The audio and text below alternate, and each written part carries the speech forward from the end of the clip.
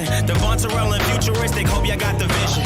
I'm on a mission with a vision, I ain't slowing down. Doing it independently, made the sacrifice. I'm on a mission with a vision, I ain't slowing down. Doing it independently. I was destined for the rapper life. I was destined for the rapper life. I was destined for the rapper life. Destined for the rapper life. Destined for the rapper life.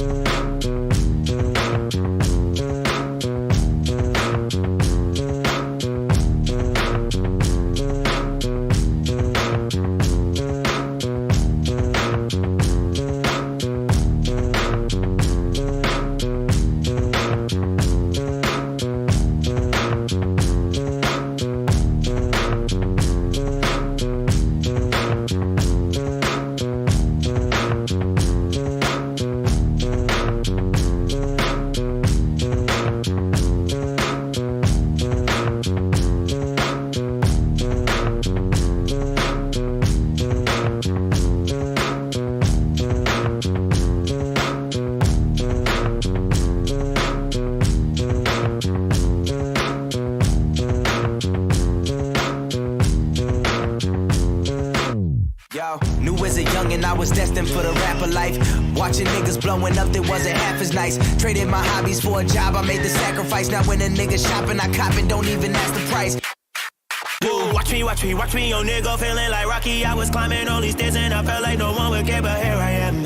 Up high on my rise now, I'm rising. I know you see me flexing on top of the pyramid. All these kids is thinking, how did he do it? What the hell he planning? Watching me like it's TV, sharp onto the world like Alfini. I got a vision, but tell me who's seen me. Vision. I'm just a nigga with a vision. Vision. I always had a vision, y'all. People told me I would never make it this way. If life is a bitch, then I'm feeling like I'm overpaid. From touring with futuristic, I finally made my decision. Seeing all of these hands and I finally see the vision. Life is what you make it, cause failure will breed hatred. So when they hate you just say sorry you didn't make it. Standing next to you niggas don't see your vision. But when the world behind you, they say that you fucking winning. Vision. I'm just a nigga with a vision. Vision. I always had a vision. Y'all, now it's flights, red carpets and big events. Radio plays, sold out shows that get intense. Let my success do all the talking if I need revenge. Kicking through the fence at obstacles that I was up against.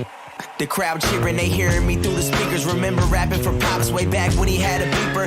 Talent shows with my entire school up on the bleachers. Getting suspended for not paying attention to my teacher. Now them teachers all bragging to their students. Look at Zach now. He used to be a class clown like I'm they son, they that proud. Never been in the background. How the fuck do that sound? I always hope to be exactly what I am now. Yeah, I'm on a mission with a vision. I ain't slowing down. Doing it independently. Made the sacrifice. I'm on a mission with a vision. I ain't slowing down. Doing it independently. I was destined for the rapper life.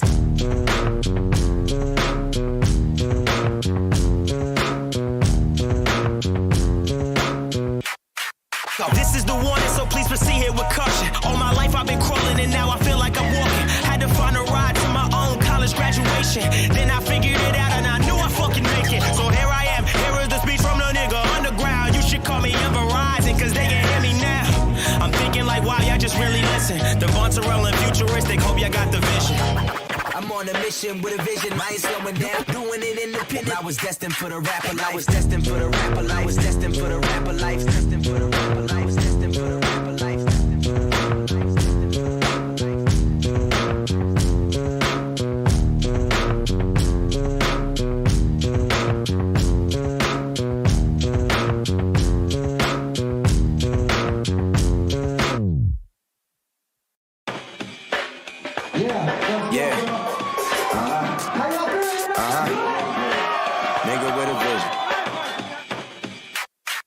Yo, knew as a youngin' I was destined for the rapper life. Watching niggas blowing up that wasn't half as nice. Traded my hobbies for a job, I made the sacrifice. Now when a nigga shopping, I cop and don't even ask the price. I'm on a mission with a vision, I ain't slowing down. Hit my nigga dead with a text so we know it's going down. Like bring the camera so everyone can see the move. See to youth, how we do them things they always dream to do. Watch me, yo nigga feeling like Rocky. I was climbing all these stairs and I felt like no one would care, but here I am. Up high on my rise now, I'm rising. I know you see me flexing on top of the pyramid. All these kids is thinking, how did he do it? What the hell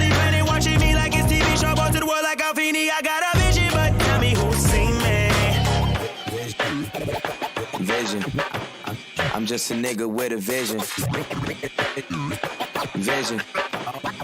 I always had a vision. Y'all, the crowd cheering, they hearing me through the speakers. Remember rapping for Pops way back when he had a beeper. Talent shows with my entire school up on the bleachers. Getting suspended for not paying attention to my teacher. Now them teachers all bragging to their students. Look at Zach now. He used to be a class clown like I'm they son, they that proud. Never been in the background. How the fuck do that sound? I always hope to be exactly what I am now. Yeah, people told me I would never make it this way. If life is a bitch, then I'm feeling like I'm overpaid. From touring with Futuristic, I finally made my decision. Seeing all of these hands and I finally see the vision. Life is what you make it, cause failure will breed hatred. So when they hate you, just say sorry you didn't make it. Standing next to you niggas don't see your vision. But when the world behind you, they say that you fucking winning. Vision. I'm just a nigga with a vision. Vision. I always had a vision. Y'all, now it's flights, red carpets, and big events. Radio plays, sold out shows that get intense. Let my success do all the talking if I need revenge. Kicking through the fence at obstacles that I was up against. They respect me for always telling my story and coming up in... This is a thing. This is completely a thing. And I want to make sure that you know that this is a thing. Okay? So today, back on Twitch. Oh no, we are completely on fucking YouTube and Facebook right now. I am registering completely on the channels right now. So All right, all we gotta do it's is make sure we hear what we supposed to be hearing. I can barely hear you, dog. Well, you barely can hear me? Shit. What is this? Yep. We are. We're live. It's live. We're Yeah. live. We just. Yeah, but you sound like you're talking to me through a phone and talking through a walkie-talkie on the other end of that phone. Well, that's supposed to be the voice and the sound effect for that. It's supposed to be a sound effect. So it goes like that. For some reason, I'm echoing really hard. Oh, I'm turning mute off on my TV real quick. Go just ahead, to make mute your sure TV. it's muted. Like I'm on top of it. All right. Ladies and gentlemen, boys and girls, people of all ages, people who conform to gender norms, and people who say, you know what? Not today. Not today. You ain't gonna get me. You gonna address me by what I say I want to be addressed by. And you better put some respect on my name next time. Like I am Birdman, and this is the Breakfast Club. With that, my name is History Williams. I am joined by these two amazing human beings.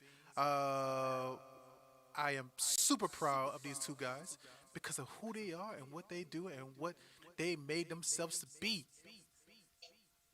This is a pretty good day, y'all. This is a pretty good day. And I'm hoping that y'all are excited to join me on this nice journey. It just makes me feel so emotional. I see you. I'm fucking around. With this, my name is History Williams, the guy right there on the side. I gotta switch my camera over. That's why it's popped up like this. My bad. Bro, I do a lot of shit, bro. I don't think that you understand how much shit I do.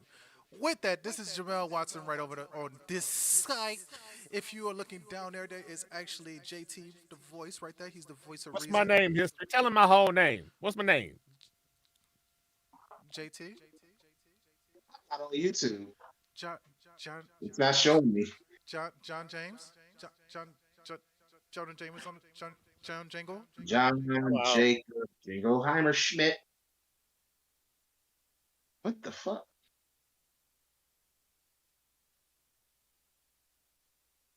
Did he really leave? Dang right. I was joking. Look here, motherfucker. You put some respect on my name. His name is Jonathan Let's try Thompson. that one more time. Jonathan Thompson. I'm sorry. Apologize. AKA Burning Ice. No. Reality Crash. No. JT the voice.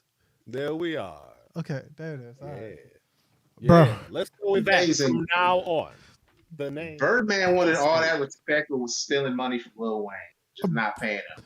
Even after Lil Wayne pushed him in the mouth. It was so bad. It was so bad. He was doing so fucking much. All right, so on my end, I'm gonna cut this out real fast. But this has been pretty good, man. This has been a pretty interesting fucking day today. We gotta get out of this, and then we're gonna redo this whole thing over here on this side. Apologize, y'all. Boom. We got it again. Sorry about that. Boom. We back on it.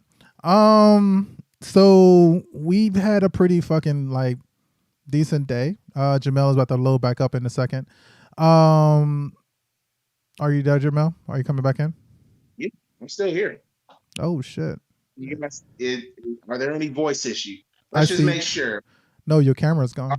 Voice issues, because it's been the bane of our existence for a little. No, voice is fine, man. It's just your picture is gone now. Do me a favor. Weird. We gonna jump back in and jump back out on your end, man. That's all I'm just gonna say. It's not important that you see me as much as you see. Yeah, there you go. Jamel coming in. He's coming back in a second. Boom. This was amazing. We're gonna cut this out we're gonna cut this out in post. We're gonna fix this in post. That's the person saying. We're gonna fix this in post. Jamel is still not. There you go. Boom. All right. What is how he looked coming back in? Oh my gosh. Just an auspicious start to our YouTube channel. Bruh, we look so unorganized. That's okay though. We gonna get better. Look, hey, this is the first time we've been on YouTube, okay? First time we've been on YouTube. Yeah, man. First You've never done this anywhere else before. This is the YouTube day.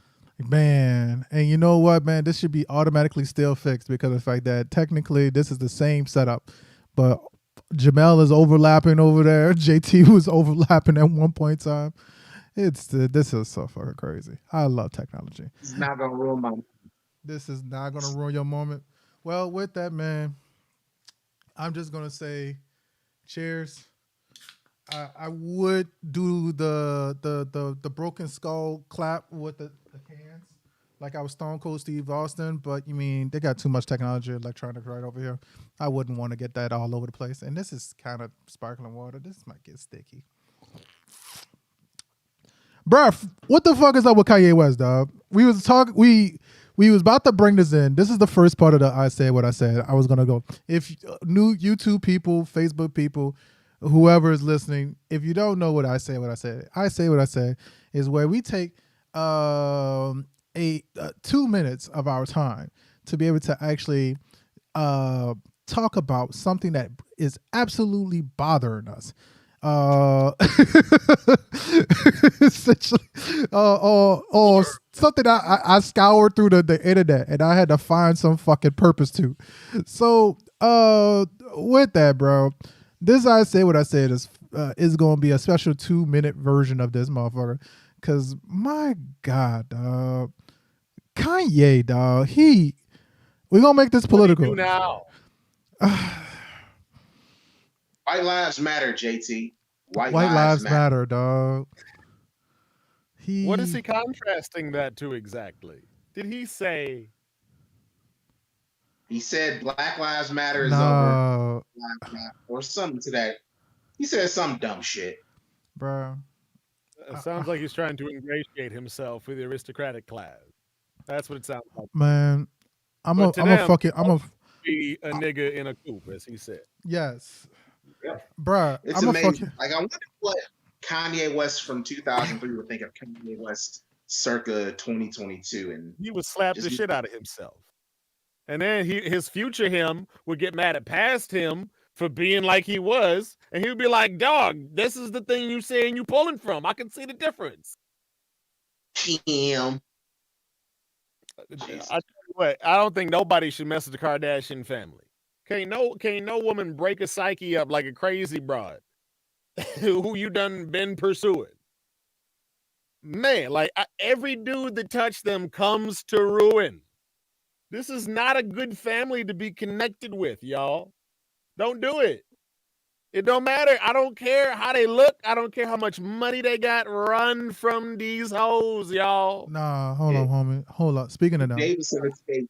hold on one second, bro. Davidson hit for a few months and was just like, nah, I'm good. Yo, I am a On I am a fan of Kanye West. I love the music. I love what he does, but at some point in time, you got to admit that Kanye West is just as bad for people as R. Kelly was, and he still makes good fucking music. At some point in time, we got to fucking well, go ahead. I know that you want to disagree. Go. You know how I feel about. I can't. Kanye West's buffoonery. I can't compare to the human trafficking and the molestation. Here's my only reason why I'm gonna give you this. Here's my only reason why. Well, I'm not saying like okay. All right, let me recant one part. Here's what I mean by that. I'm using a horrible metaphor, but I think that it still hits. Kanye West is not good for our fucking health, dog. We gotta fucking admit this shit. Kanye West is not good for nobody's blood pressure. At this point in time, this man is killing more black people than Kool-Aid, fucking fried chicken, high blood pressure, ass cancer, R.I.P. my homie Chadwick Boseman, which by the way, we were supposed to talk we were supposed to do the fucking Black Panther fucking trailer, but Kanye West is bad for our health, dog. And he takes us on this wild ride. You know, I was like, oh man, he's saved. You know, that's good. Look at God. And then all of a sudden, he cutting off Pete Davidson head like a month after that album come out. Dog, like, he's not good for our health, bro. He's not good for nobody's psyche. I think that like at this point in time, this man really does believe. He said what he said, dog. He said that he was a god long time ago. He believed that shit, and he's proving it right now, man. He is a god of mischief. He is the embodiment of. He's a god. You called him Negro low-key? He's the Negro low-key. He is a Negro low-key. Nope. But he's a Negro low-key. Hold on, mystery. Dog. 2 seconds. Dog, go ahead, bro. I'm pretty sure that the god of mischief in African lore was Anansi, yes? Anansi wasn't the god of mischief from what I remember. He was the guy, he's a storyteller. And he wasn't stupid. There is so many tales of Anansi's cleverness. That I said Loki has cleverness too. And Kanye West. Kanye needed to read more Anansi stories and less Loki stories. So the god of mischief in African lore is Eshu. That's the correct name. I'm about to say, I know that I'm pretty good about this part. So Anansi is the trickster. Exactly. Yeah, so mischief is different from trickster. So Loki encompasses two things, yeah. So would you trickster not perform mischief? Not really, no. Is mischief not encompassing of tricks? No. You have to good. You up to some mischief? No. Mischief is different. So mischief would be. We have mischief. The Venn diagram is heavily overlapped. I don't. Ooh, that's what y'all gonna get here on the channel, folks. We're gonna ask the tough questions because honestly, I thought what I'm saying is, I think if Kanye went back to his roots and he figured out some other stuff that was a little closer to home, his problem is his identity is gone. His mama was the one always saying, baby, you don't let nobody tell you you can't. You can do whatever you want. She pumped him up. She was his biggest fan, even when she didn't like his music. You know what I'm saying? But she was always there cheering him on, making him feel like he could do it. And when she passed, the context of her giving him this praise and this motivation passed too. Gotcha. Yeah. So you need to get back to basics. Continue. I mean, get in here. I also, lost my mother, and your mom is usually your biggest cheerleader and everything. But that's not an excuse, or and I'm not saying that you're making an excuse, not at all. But there are people who, during the his whole Netflix documentary, people were trying to make that excuse, his mom his mom died, and so that kind. And it's like, yeah, that's an explanation, but that's not really an excuse for the behavior that Kanye West has shown a lot, like time and again. Like I can get over the stupid Taylor Swift shit, but it's how he's made some moves and he's gone about doing a lot of things, just not in a very good way. And I think bro. that people always want to sugarcoat stuff. People always gonna go to, yo, but he a genius. Nah, what he meant was like slavery was a choice shit. Like what? Nah, see, what he meant was that was a mentality. See, Yeah. that's what Kanye, the media, they tried to disguise that. And it's like, no, Kanye West said that without context. Yeah, and Like, he does that. Mm, like you gotta have responsibility. You gotta have you gotta like own you that gotta shit, stand bro. on your Kanye West. He's done that, but the problem is that whether it's he's now kind of insulated a little bit financially, whether it's he's kind of being the fuckery with some of the circles that he's running in, it's just like people are so quick to just brush this off like, oh no, y'all don't understand him. You can't possibly understand his mad genius. And it's just like he is a billionaire, but he a fool. Like he's a clown. He's a $1 billion clown. And yeah, We gotta accept he's that, bro. about shit. People are gonna make the excuses for him, and the cycle is just going like you saying like seeing the headline Kanye West says X or Kanye West says something crazy. That's basically a headline nowadays. Is like the sun is hot, water is wet. Like that. That's what it is right now. Like this is just who he is, and we got to stop feeding the monster, and we got to stop giving him attention. Yo, And we so not. And that's what sucks is the fact that we're not.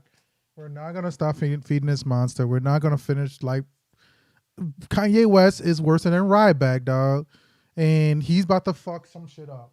Like he's worse than Ryback. If you are my wrestling fans, Ryback was supposed to be the WWE's modern day version of Goldberg, and Boy, his whole like we ain't gotta give like Ryback said some fuck shit too. We ain't gotta give him that much yeah. I'm about to attention. say we don't want to give him Jacked up that. steroids, I don't. dude.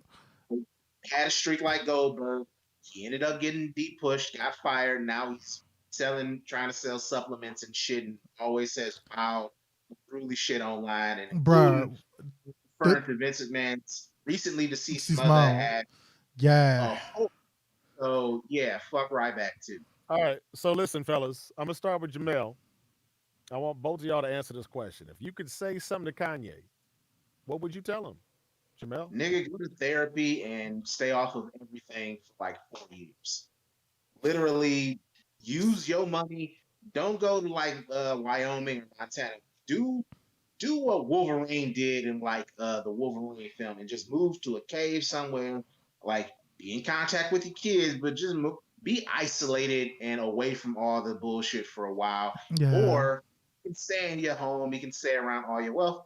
Just shut up. Be a recluse billionaire. Like those exist. Like you have no reason to make music anymore. You're rich. Hey, just hush up for a while. Like just shush, like just shoosh, just for a while, sheesh, for a while, just shoosh for shoosh. like 4 or 5 years. You know what? Do it for about 4 or 5 years. Don't say anything. Don't make no music. Don't do any of that. Just shut up. Just no podcasting. Just shut up. Make you a little raggedy ass, too expensive clothes, and just shut up. Just just Um, shush. Let us forget the last dumb shit that you said and just shut up I for mean, half a be quiet. That's all he got. Just shut up and get off of all the socials. uh, That's um, what I would that's my hope. That would be the thing that I would say to Kanye West. gotcha. Yeah, bro. I don't think that you're wrong, man. I really don't think that you're wrong. I would. You know what, man? Fuck. And I'm about to switch the screen back over to y'all. Cause I was trying to fix the Facebook. The Facebook stream is not working. It's iconic. Ironic. What is ironic that I can't even see this pose, bro? What the fuck? Person who says they do not read makes a living being a talented buffoon. You see why he likes Trump so much? Wait, repeat that. Lawrence Calbert says It is ironic that the person who says they do not read makes a living being a talented buffoon. That's true. That is very fucking true. There's something That about is the written crazy. word It's that makes wild how things we. permanent. No, I'm sorry. Go right ahead. My bad. Let's be real quick. There's something about the written word that makes things permanent. When you forgot what was said and you look, all we wrote, well, we wrote it down. We wrote down exactly what was said. And all Yeah. you got to go on is what's left. That's all you can move on from. And so people who don't read, they say, I refuse to go back to a checkpoint in time where we all were privy to this knowledge because it didn't change. So anytime you see somebody that don't read, that's a giant red flag that they don't know what reality is. Yeah. Stupid ass wants to be like, I don't read. Like, nigga, you ain't impressing no. Like, okay, like you are basically the Amish at this point. Like, y'all ain't impressing nobody. Ooh, we living without electricity, bitch. Get in this air conditioning and shut up. Like, read a book, nigga. I mean, I'm trying to. I'm trying to find something positive to fucking put together, and to say, that can say this is the right thing to say about Kanye West. I am trying my hardest, bro, and there's nothing. We can't say to Kanye, take a break, take a knee, bro, because he did that before. You know what I mean? He even said it in the song. You know what I mean? I had to open up the vault, something like that. He said, fuck. It was in the Young Jeezy song. No, sorry, not Young Jeezy. It was Go Hard. And he basically was talking about basically he had to take a time to basically like get to know himself and open up the vault. And I'm sorry I can't recant the fucking say the lyric for verbatim, but he did say that at one point in time. So he did take a break before. He knew that he needed to take a break. He used to talk shit about 808 Heartbreaks, like the whole album really before it became about his mom. At the end, it was really about how he had this breakup, but then he also had this whole situation where he knew that he would never have a family and a relationship. Now he got with Kim Kardashian. He had a family, even though like it may not have been the perfect relationship that we want to call it. He had a family. He did the thing, and now he's divorced her. What you about to say? Had this breakup, but then he also had this whole. Oh, I love this. We're gonna mute that. He had the breakup, and then now he has this situation, and where he's doing the White Lives Matter. He's dating all the girls that look like Kim Kardashian. It's a fucking thing, dog. And I just don't know what can you say to him. What can you say to him that other than just saying that, dog, we not gonna fucking deal with your shit no more. Other than that, bro, and just walking the hell away and just like that's why I said we gotta treat like Kanye West like we're trying to treat fucking like R. Kelly, or we're trying to cancel fucking Michael Jackson, like we're trying to like cancel all the rest of these people who we sit there and say that are predators. We gotta fucking treat them like that at this point in time. We gotta sit there and say no more Kanye West. Where's the cancel fucking people in this aspect? Where is They're downloading his singles? They're Bruh. listening to his album. They're going to his shows. Exactly. They're going to Gap and going to buy his shit out of a trash bag display. They're going to go ahead. I think we need to put a pin on this, and I think we gotta stop. We gotta do our best to not give him any little kibbles and bits of attention. I think we all gotta. I think we gotta move the fuck on this. Kanye West is gonna say something dumb again. Then he's gonna apologize or drop an album. Then the cycle gonna start again. It's the same old. It's Tyler Perry movie.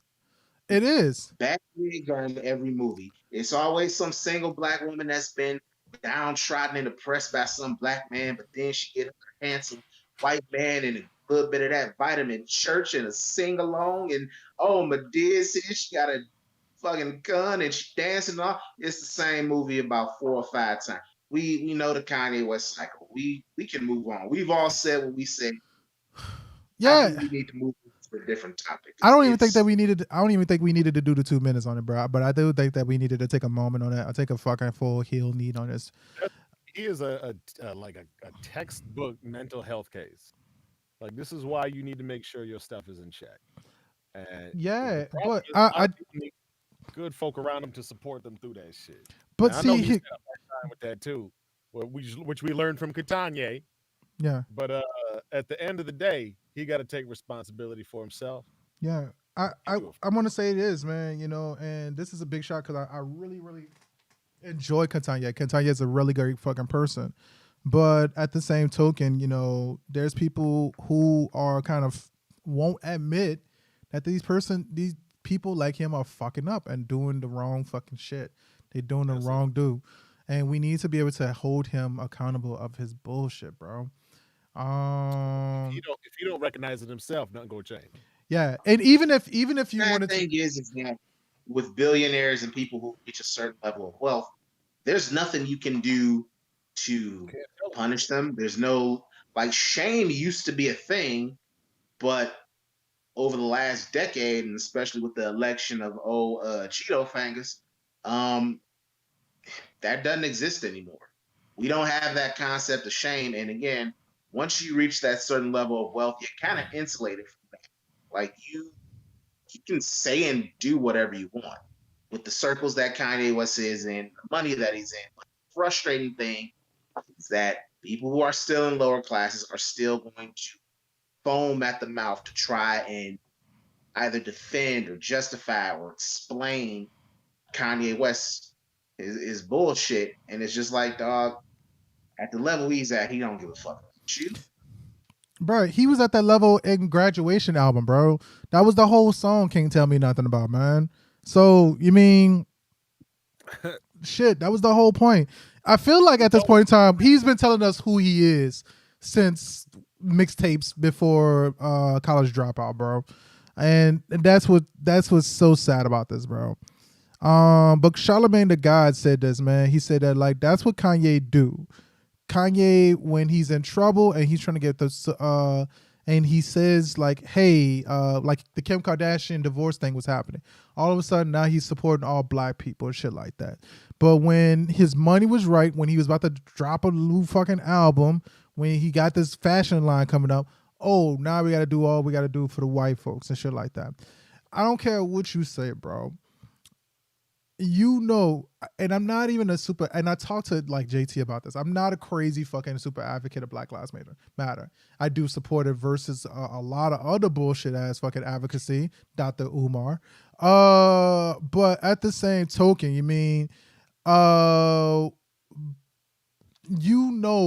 White Lives Matter means.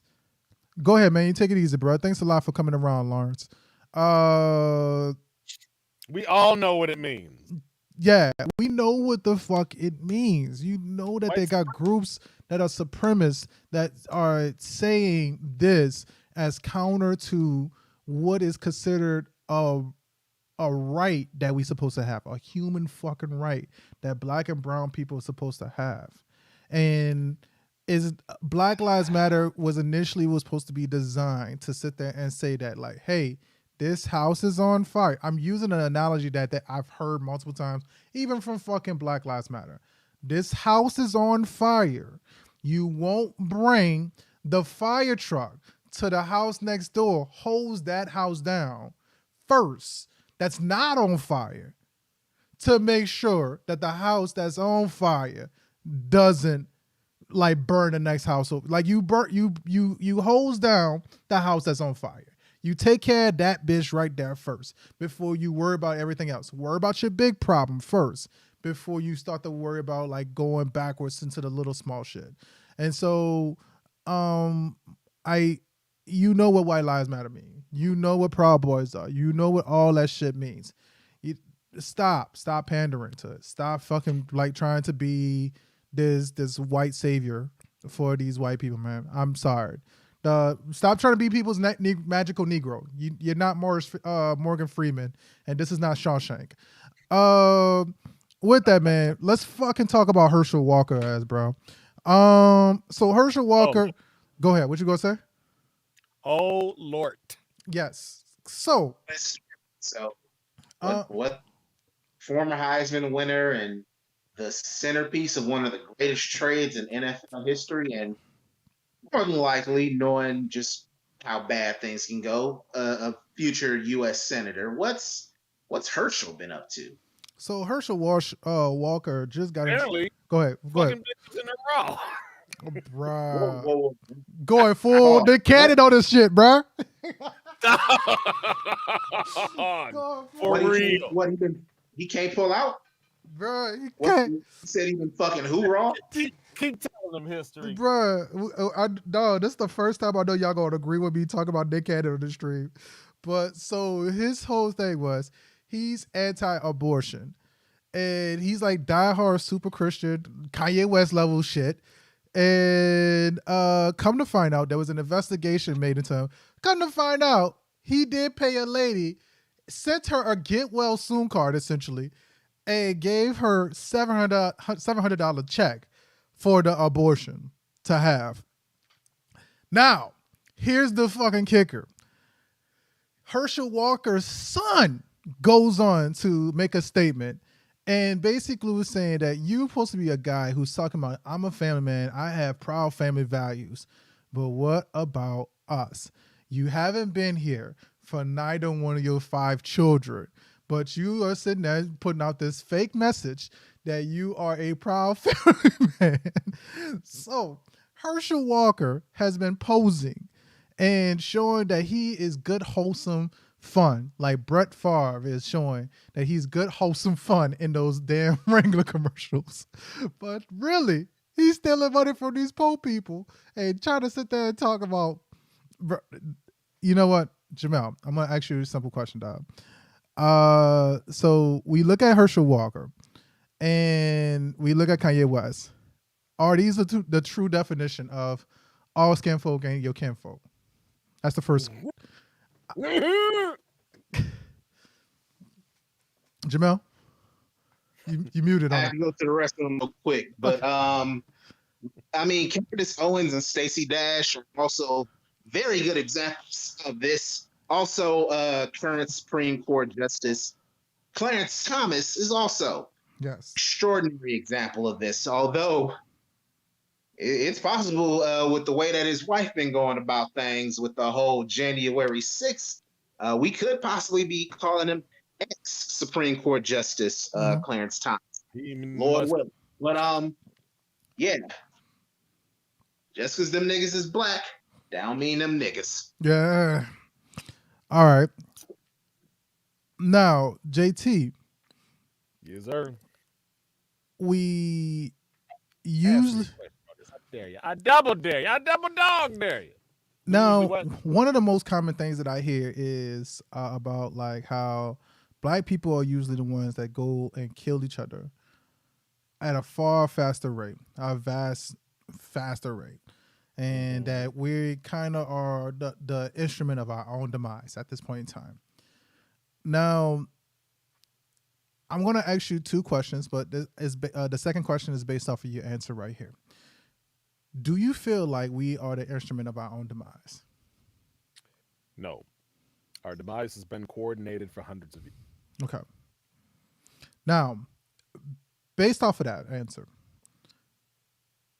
do you think that we should keep electing people because of the fact that they're color of their skin and they seem like they're relative to us? Because you should elect people because of their policies. It don't matter what they look like. My cousin could go run for office, and if I don't like what they're doing, I ain't gonna vote for them. All right. It don't matter. Like honestly, if you are going to affect me negatively, I'm voting for the other guy. If I talk to you, if you give me your ear, and then we can actually have a conversation about how policy works and how it disproportionately affects people, and in ways that many politicians are willfully ignorant of considering. If you gonna listen to me on these subjects, then I absolutely vote for you. But if I don't got no say in your policy, if you can't listen to me and say, look, as a minority voter, I need you to understand this is how these policies affect other minorities. This is how this policy is going to affect my family on the east side of the state. This is how this policy is going to affect people in different areas that you're not considering because they're not how you grew up. That's important. That level of access, that level of understanding, that level of communication to the people in power is what's needed. Mm-hmm. And this is the shit, JT. Says, speak your shit, JT. This is what the black people expect when they see somebody black go up there. They're like, if you've been black in America, there's got to be some things that you know, that you have experienced. And some black people have absolutely not. They have not been in that area where that cop just deck them for no reason. They have not been in that area where they get profiled by the very people that they work with.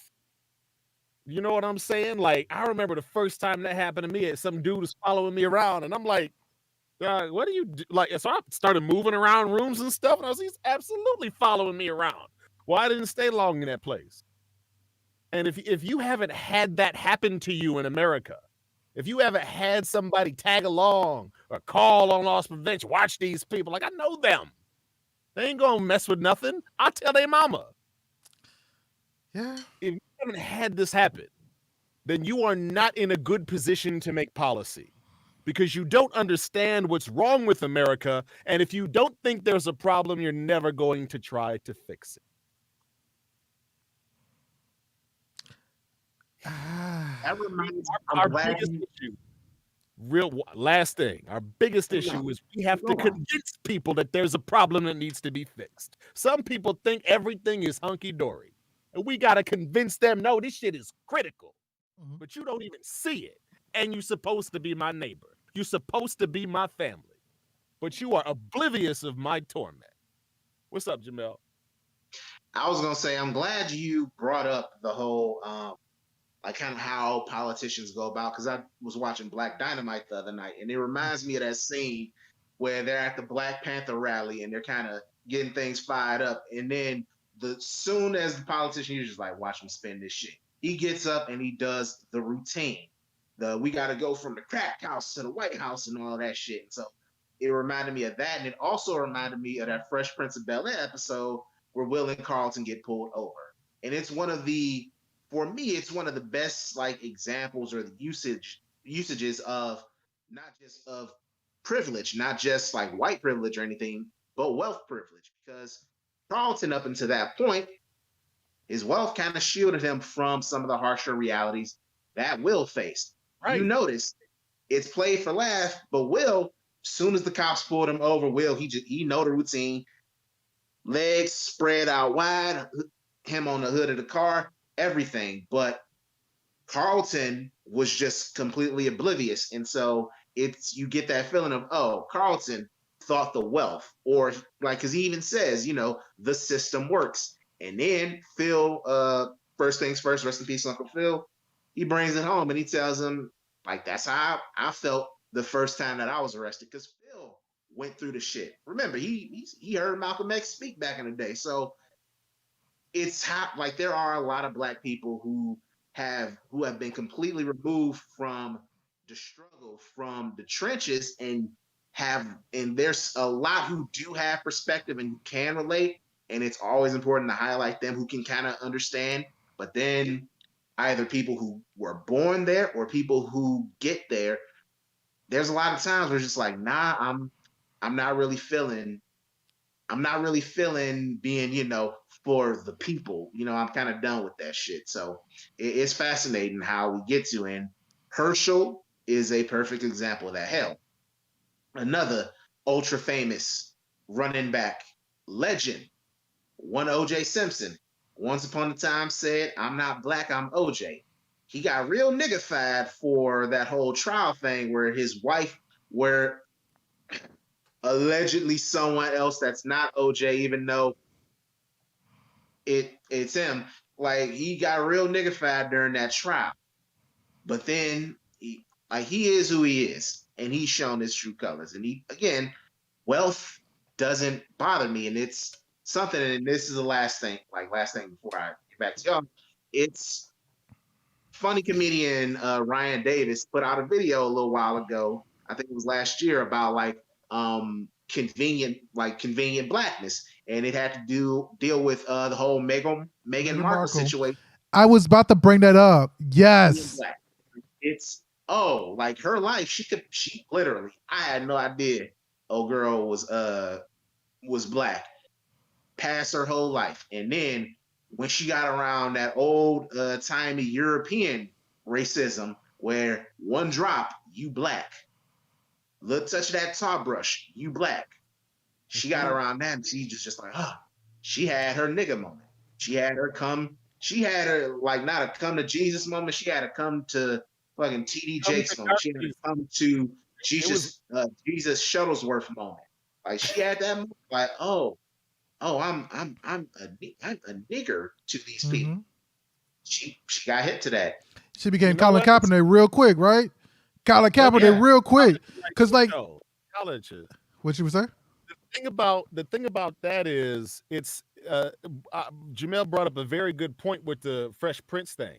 To a large extent, the wealth does insulate you from racist policies because of redlining, y'all. Because property taxes are what determines the local school's funding, as opposed to all kids treated equally. We everybody in the state get X amount, 100,000 or whatever. That's your budget, or however much it is. It's tied to property taxes. So what happened was redlining essentially said, if you black, you get a house in this area, and we're just not going to put no resources over there. You don't get parks, you get liquor stores. You don't get car dealerships, you get check cashing spots. You know what I'm saying? And so they basically stuck black people in the areas where they weren't going to put anything into the neighborhoods. You can look up this redlining stuff if you're unfamiliar with it. I could talk about it for a while. But there are still houses in California to this day, and the deed on the house says do not sell to a person of color. There are still, of course, nobody freaking listens to that because they got more sense. They'd rather make a sale. But this is what happened in America. And so for a large part, when you have an area of wealth, you have the resources, you have the good education, you have the opportunities. There's no need for violence because there is plenty. Only when you go in the hood do you see the scarcity that requires you to fight for your little tiny share of scraps that they drop over from the places with them good property taxes. And this is one of the ways that black people have been kept down. All they got to do is equalize the schools, and you will see America flip. 50 years from now, the whole country will look different if you just pay the schools the same. But what the right really wants to do is privatize all the schools, so you got to pay to get in the good ones. And then you're still going to have a barrier of entry because we don't want no broke bitches here. And so for a big portion of what you're saying, that's a great, if you ain't watched that episode, go watch that episode. Because it seemed to me that it used to be the pinnacle of blackness was when you were no longer considered black. But the ugly head of racism is that you will never change these racist assholes' mind. You still a nigga to them now, and it don't matter if you're the president. It don't matter if you're a billionaire. It don't matter if you own their company that they work at. You still a nigga to them. And until you can break that for literally everyone, you have not overcome. And so you got to make sure that the way that you're living is not to please these people who will only think of you as less than them. What's the point of doing that? There ain't no point to do that. Yeah. So for me, it's about making sure that everybody is we're getting parity across the board with our policies. But you have a lot of people who are okay with having disparity. And when you have disparity, you also have despair. See, it's amazing in history. It's amazing how you don't even have to go back. Like one thing that a lot of super people who don't want to talk at all about race or anything like that, as you're like, why are you always bringing up slavery and all of that? It's amazing. You don't have to go that far back to see how shittily black people have been treated within America. You don't have to go back that far. Yeah. Redlining and stuff, that was what, that at most 60 years ago? All of us know somebody who's 60. Like the policies, the war on crime shit, that happened in the 80s. Y'all was born in the 80s, I know y'all. Or the fucking Crime Act that Clinton passed. That's in the 90s. That's where I'm from.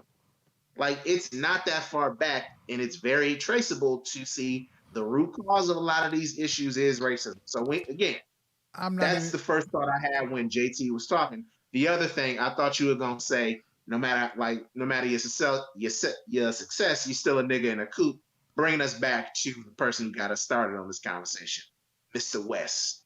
But yeah, I it's amazing. I'm gonna even say this, man. I just realized because I just switched over to chat, but I'm gonna even say this. We don't even have to go that further in the aspect of like, oh, politics wise. We can go back in just the simple aspect of the Little Mermaid. We can go back to making a black Superman. We talked about this several times when it came to superheroes. And I'm trying to use this as a segue, but at the same token, it still is a fucking issue. And Herschel Walker, Kanye West, I'm telling you, we gotta start treating them like they're fucking bad for our cholesterol. We gotta treat them the same way we're trying to give that same energy to R. Kelly right now. And I'm saying their names multiple times because of the fact that realistically, you know, R. Kelly is not too far different from almost our Jeffrey Dahmer documentary. That's the way that they treated the surviving R. Kelly. They treated like the Jeffrey Dahmer fucking like movie with R. Kelly. And we're gonna treat him. If we're gonna treat people like R. Kelly like they treat him, we need to start treating Kanye West like him. And I fucking am a fan of Kanye West. I'm guilty of it. I love Kanye, bruh. They say your attitude determines your latitude. Well, I'm high as a motherfucker, fly as a motherfucker.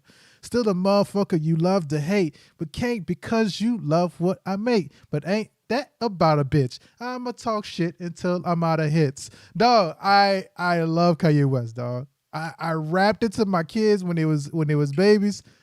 I did it, dog. It's gonna be a problem. Like, that's when they was aspirational shit. Bruh. Your son probably be a little wild. Like you mess around, like treat him right, because he might mess around, put your ass in old folks playing that Kanye, that old school. Yeah, bruh. Duh. You know what? I apologize. That was not necessary. Duh. But I mean, you're not too far wrong. You're not too far wrong. Like, you know, because like I just had a class tonight, bro, and it was so crazy. And this might be something that you can touch on, Jamel. So I had a person who straight up told me that and I got a joke too as well before we walk into it, and I want to get y'all perspectives on it. But I had this person tell me that like they have a trans sibling, and their trans sibling got frustrated at them because they pre-ordered the game Harry Potter, the new Harry Potter game. So my student is the one who pre-ordered the game. And so my student was like, honestly, like, you're my little sibling. I've been supportive of LGBTQ rights and I've been going to like the marches and everything like that. But at the same token, I grew up with also Harry Potter. I've been digging the Harry Potter stuff and everything like that. And so, but this person, my student, had it in a context that like, I get what J.K. Rowling said, but like this is part of like a culture that's been ingrained into me. And so I can get where the fucking drug is there, right? I get where the drug is there. But we got to admit that the fucking drug does still give us cancer. We got to. So I'm going to ask you this, Jamel. Is we have content like Kanye West's shit. We have content like Herschel Walker with the NFL. Like, how do you think we should be pursuing like new consumptions to prevent, I guess you would say, situations like this? Like, obviously you can't tell if a person is going to be a predator, right? Like Ezra Miller, we couldn't predict that shit, right? But like, how do you think that we should move on when it comes to people who make decisions like this? So like, I know that one point in time we made a joke about making R. Kelly's, all of his music be covered by somebody else. But like, what do you think should be the next step to make sure that we kind of like get rid of people like this? That's bad for our system. Don't pay them no mind. Don't give them no attention. Honestly, that's about all you can do. You can't really, like, again, there's no real punishment for, or again, because of the level of wealth, there's nothing that you can really do for a Kanye West. It's just, oh, he's canceled again, but he's above Right. that. Like, Hold on. honestly, Hold on. In this day and age, you can directly tweet them. You can slide in their DMs and talk shit about them to their face. Don't act like there ain't nothing you can't do. You can absolutely go talk some truth to them on social media. Tag they ass at them. Whatever you got to do. their But shaming does publicist, work. or You just got to get it trending on Twitter. if it's good, maybe. But like honestly, like again, that's so minimal of what like really can affect these people. It's just like, yo, like look at Robert's, like the situation with the Phoenix Suns. Like Robert Sala has had a history of fuckery in his past with racism and with the treatment of women, and he's got to sell his team. The Suns are worth like $1 to $3 billion. So it's like, oh my God, I'm getting billions of dollars. Oh, you taught me a lesson, and it's just like there's nothing you can really do. And again, shame used to be a thing. Like having shame and public embarrassment, that used to be something that could affect people. Right? Now, I don't know. To be quite honest with you, what registers as like a true scandal these days? Like the standard of what a scandal is, it's been thrown out of whack because I mean, there's behavior that people have done. It's just like, man, if this happened 10 years ago, 20 years ago, or anything like that, it would have been a wrap on their career. Like, honestly, like Ted Cruz was trying to go to Mexico in the middle of a fucking massive winter storm, just all types of bullshit going on in Texas with the power grid and everything. He left the country.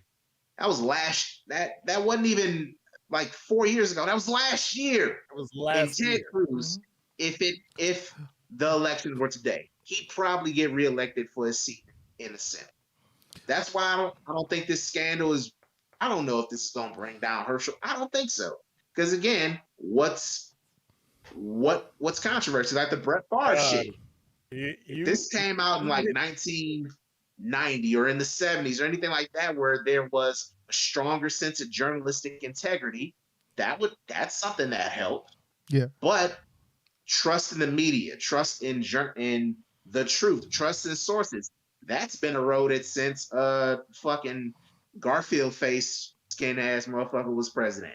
That's been completely eroded. You put out some false news or you put out anything, fake news, the media's lying, yada yada yada. So nothing can really affect them unless we decide, all right, it's time to eat the rich. Ain't nothing gonna happen to these people. Not a thing. I just revolution really might be quickly, go ahead. one last thing before I think this is I think it's responsible for us to do this because again, we laugh, we talk, we joke, we do all these things, and I think we need to have a little civic responsibility and remind people, fucking register to vote. Bro, completely. Come on, please. Get educated on your local. If you are in Michigan, go ahead. Be up on these issues. Be up on the races. There are several governor seats across the country, including in both Arizona and Michigan. Trump-backed supporters in both states. Man, just fully, please read up on these people. Please vote smartly, and for the love of register, because elections have consequences. With the margins from the last general election, with the results with some recent decisions on the Supreme Court, you have to be aware that your vote, now more than ever, your vote carries sway, your vote carries power. It's not just the presidential election. It goes deep. Shit gets deeper. You have to be aware of that. Please register to vote, educate yourself on your local issues, and if it's possible, if you cannot get to the poll places, please check in your state. to see if mail-in voting is available for you. It's Yes. fucking legal. Mail-in voting is legal. There are so many Secretary of States, people who are running for Secretary of State for these public offices that oversee elections. January 6th, 2021, that was a trial run. You're not careful, the main event gonna be coming soon. Okay. So that said what I said. Well, here is what I got so far. There's a small quick detail. So the deadlines for the November 2022 midterm election, in person at local election office on election day, November 8th by 8 p.m. Online, this is for the registration date deadlines. Online, October 24th. By mail, postmarked by October 24th. Absentee ballot deadlines, request ballot received by November 4th. Now that deadline is coming soon, right? 5 p.m. Return ballot by mail received by November 8th by 8 p.m. Return ballot in person by November 8th by 8 p.m. The voting deadline is early voting, in person, absentee voting. It varies by different locations. So if you did it early, you probably can go to your local fire station or wherever your actual district registry is at. But in person, all of the voting is happening on November 8th. I already got my absentee ballot. Me and my wife already got it. So hopefully it goes well. Now that's based off of Michigan, Arizona. I haven't pulled up Arizona. It keeps referring me back to Michigan because they got my location based off of that. But Government's tracking you. Yeah, it's tracking me, man. Well, Google's been doing a great job. I'm gonna be honest with you. Mail-in voting, that's the only way to do it here in Arizona. It's too fucking hot to be standing outside. Bruh. This sun, Yeah. fuck no. Yeah. Man, send me my. So That's why I'm making sure. Hey, I'm educated on these assholes who are running. Fuck Carrie Lake. so go out all there, I'm go saying. get your voting going, man, and get that shit done with. Now, This is some fun stuff. Like we've talked, politics. We've done a big lot shout outs. of heavy material up front. Let's get to some fun. Well, yeah, we about to get to some actual fun right now, man. So I really want to say first off, before we go, I gotta tell you this crazy ass story that I just I had, man. So I pride myself on my projects that I do, and so because I really do put a little bit of blood, sweat, and tears into these projects, man. And so I had a podcast called Making History, History Making right before this one, and I plan on getting started back doing Making History, History Making podcast. Now, Making History, History Making, we can call Historical Voices a spinoff of Making History, History Making podcast. Because I realized when we was doing these podcasts, we had some wild ass fucking moments on that on Making History, and we joked around a couple of times. JT was on Making History, Jamel was on Making History as well, and we just kind of fucking had a thing, right? And so I did I'm not going to say the person's name, but I did last season where I interviewed all female video game streamers and content creators. And that's because of the fact that my daughter said that she wanted to see some more interview more modern people, and I got all these females to be able to actually talk and do interviews about their field and everything like that. And they were mostly people from the FGC, and they gave this inspirational piece at the very end and talk about like all these strong messages for girls and stuff like that at the very end. And then all of a sudden, about a couple of months, like about a month or two back, I've been holding down on this one, and it's been bothering me. And I just seen this person come back up, and they had the audacity to say that another podcast that they had did was the best podcast that they ever had been interviewed on, and they done. You have the audacity and the gall to say that while I was in their stream, and they knew that they was talking to me. I felt hurt. I felt abused. I felt like I was being punched around. So, Jamel, go ahead. I thought when you said I had these females on, the tone shift, it got me nervous a little bit because with Oh. 3 black dudes on YouTube and saying female, and like some of these they It's don't not me go shitting. too It's not they me. don't go too well. It's not me Just shitting. talking about the black women, like Yeah. black. Oh no, this Man, person that's wasn't. I fair. had like maybe 2 black females in on the stream. So the person I'm talking about is not black. And I'm not trying to go after them for the sexist aspect of it. I'm asking y'all a question. Y'all do a podcast with me. How did y'all feel like your interview went with me on the Making History Making podcast? Thought you could have prepared more. God damn.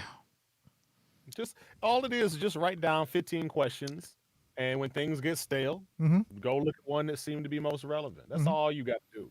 Gotcha. Jamel, you agree? Really, it's the best way to have a good interview, in my opinion, is to ask good questions. That's why I like watching Hot Ones, because Sean Evans is a fabulous host. He asks the best questions I ever seen, and it's I've also never really seen an funny to watch episode really- where they're like, "Oh wow, this is bad." He is the champ of answering great questions that a lot of these celebrities are just like, "Wow, no one's ever asked." And I want some wings now. I'm gonna tell you something really to fuck your head up. Usually I have all my questions already written down and I go to the actual interview.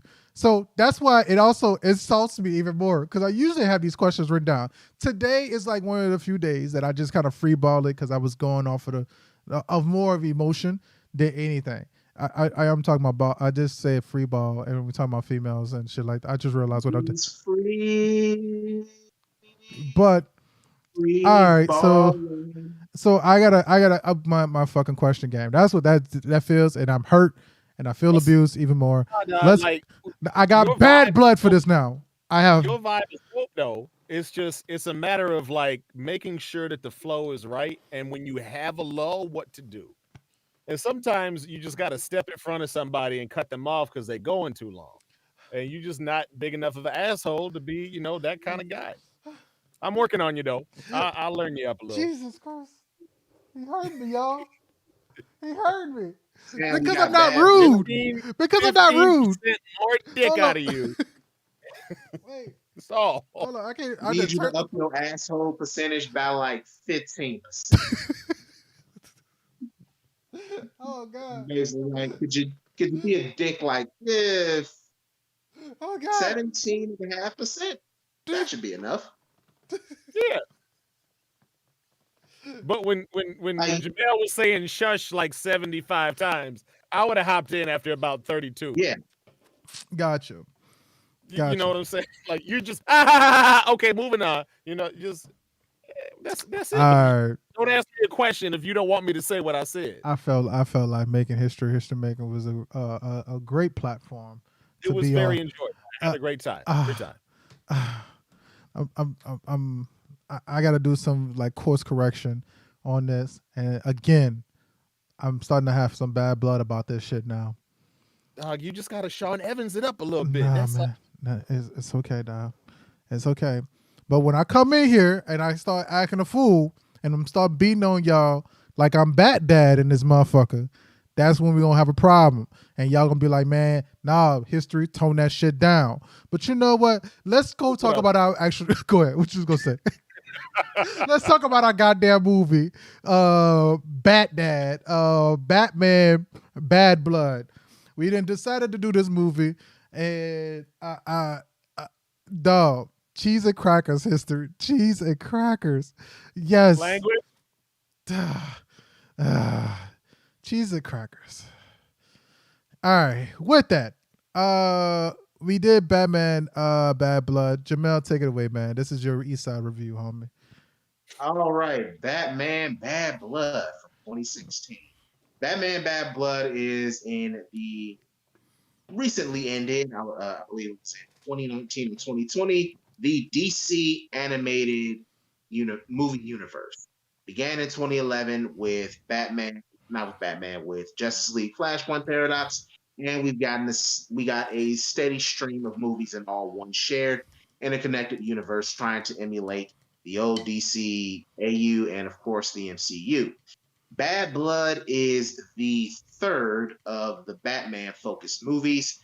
in the first Son of Batman, we got introduced to this version of Batman, Damian, Nightwing, and some other key Batman myth characters. In Batman versus Robin, we got the introduction and the showcase of the Court of Owls.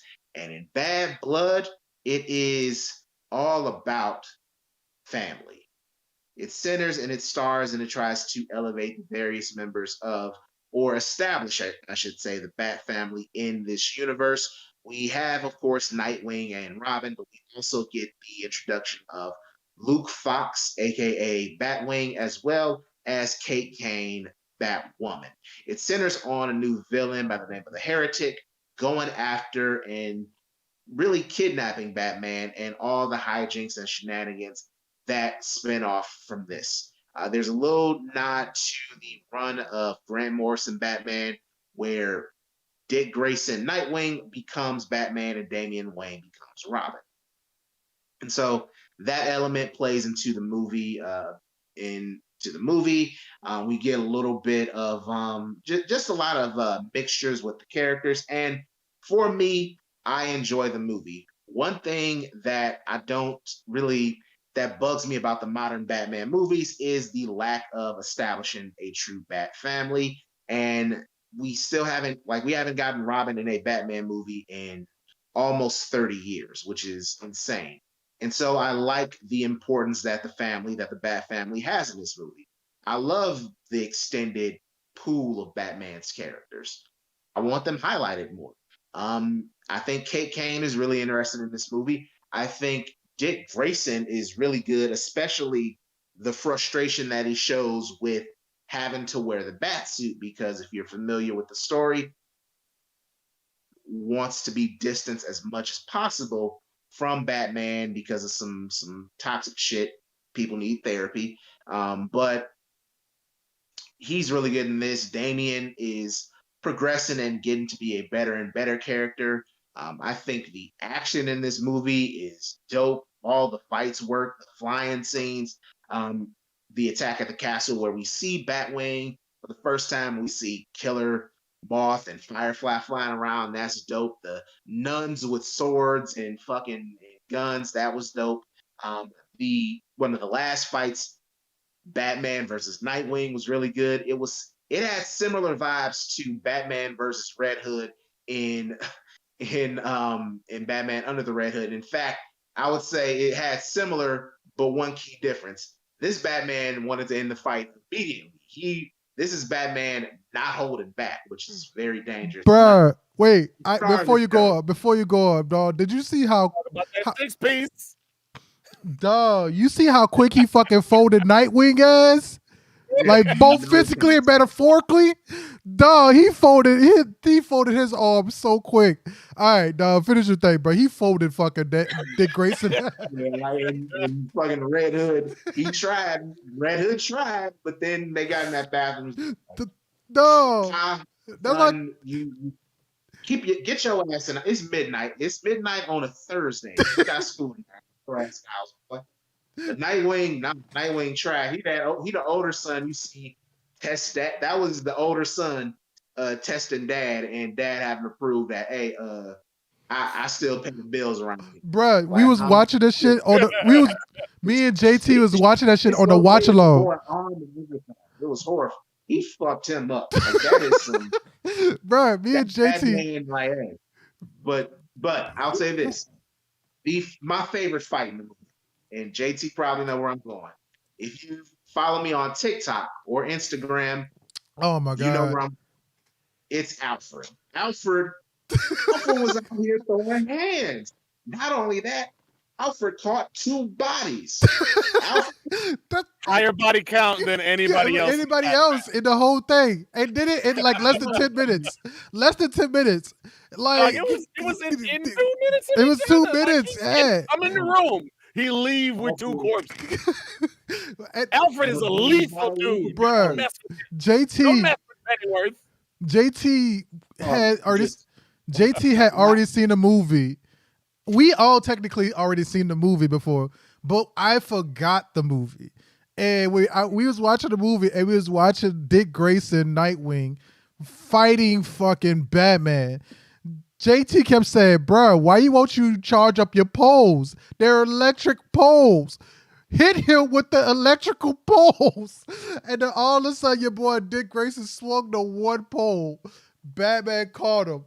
Broke folded that. his whole arm. Folded his whole. Ironing board, dog. That shit was gone. And Nightwing was fighting with one arm. He swung the other pole. Batman folded him again. Had him looking helpless upward to the ceiling, dog. I was like, bruh, how are we gonna do this? That's the Alpha Predator of Gotham right there. My gang Marsupial. Alfred, the one who taught Batman, like came in there doing the Mike Tyson from the 80s, low to the ground, fuck clock king, Hey, you know what? You know what? He had a gun on him too. Mm-hmm. I'm glad you pointed that out. And again, if you've seen the TikTok video, Alfred, he the one member of the Bat family. Batman's like, all right, look, we know all this outlandish martial arts and everything. Alfred, you're the one who can carry a gun. And Alfred's like, oh, cool.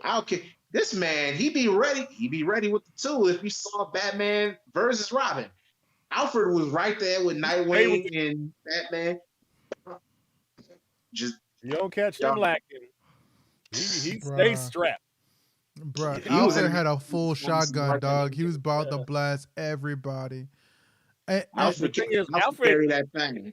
Alfred was in the army. It ain't no thing to catch a body to Alfred. He ain't got no moral niceties like that. He's like, oh, you come up, you step to us? Sick mother. It's on. Alfred probably was just like, ooh, that feeling again, sir. Yeah, like he probably bought him. Have you ever danced with the devil in the pale boob? All right, now say it faster.